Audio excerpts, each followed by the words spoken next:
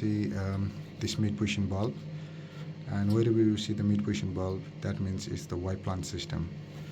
So this is the wiring center for this Y plant system, and this is the cable from that mid position bulb. Here you can see 5 different color cables. So blue and green is really easy to identify. So blue is always neutral, and green and yellow is the earth. So now you can see 3 cables.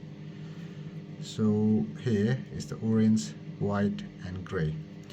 So just remember one thing: orange is always connected to the pump and the boiler.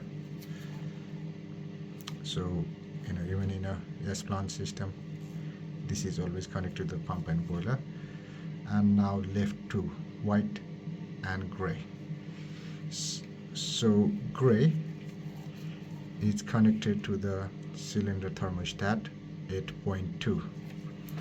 So it turn off the cylinder thermostat. Is just isolate when it is satisfied. White is connected to the room stat 8.3.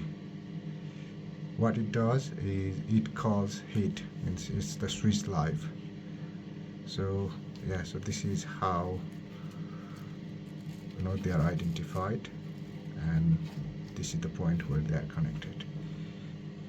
So like gray is connected to the cylinder stat.